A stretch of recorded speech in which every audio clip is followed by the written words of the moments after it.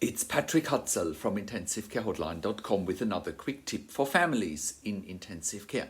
Today's tip is about benzodiazepine addiction in ICU or even after ICU, and also opiate addiction in ICU or after ICU.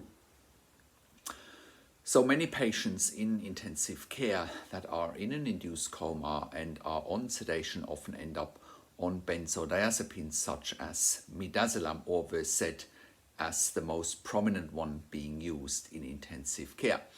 On top of that, they're also often on morphine or fentanyl, which are opiates. Both medications are needed when someone is in an induced coma, on a ventilator with a breathing tube or an endotracheal tube in their mouth. Now, we have done multiple articles and videos about that topic when someone is in an induced coma and on a ventilator. So have a look on our website at intensivecarehotline.com and use the search box if you wanted to find out more about those topics. Now, the issues that I want to focus on today is simply what happens when patients come out of the induced coma and have been on prolonged benzodiazepines such as midazolam or Versed or morphine and fentanyl.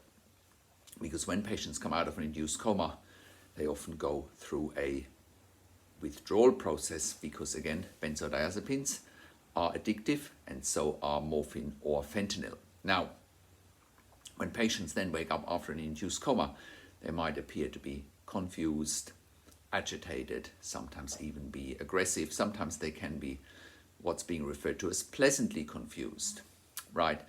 But they might also go through severe withdrawals because they've been used for so long to the benzodiazepines or the morphine or fentanyl. So how do you counteract that? Well, number one, you wean it off gradually. You just don't switch it off. You just go from 5 milligrams an hour of midazolam or Versed to 0. You wean it off gradually. You go down to 4 milligrams an hour. Next day or after a few hours, you go down to 3 milligrams an hour and so forth. The same applies to fentanyl or morphine.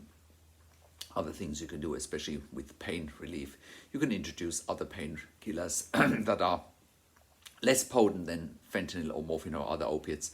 You can introduce stuff like Panadol or paracetamol. You can also introduce some nonsteroidal painkillers. So there's a variety of things you can do to wean patients off the opiates so that they're not going through withdrawal. Now, if the withdrawal continues, you can introduce medications such as clonidine, right? Or sometimes you can also introduce dexmedetomidine, also known as Precedex, to get rid of the benzodiazepines and opiates. Precedex or dexmedetomidine can replace both sedative and pain relief. Now, other issues that can happen when someone has been on benzodiazepines or opiates for too long is they can also go through an ICU psychosis or ICU delirium, and that is much more difficult to handle.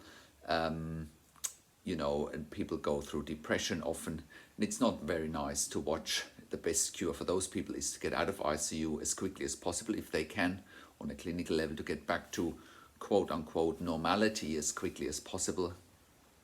Get back to normality, daylight, fresh air, eating, drinking, back home, if that is possible at all.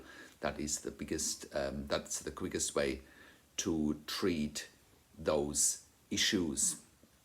That is my quick tip for today. Now, I should also mention that, if you can avoid, especially the benzodiazepines for an induced coma, and you can use propofol, for example, also known as Diprivan, or you can use dexmedetomidine, also known as Precedex.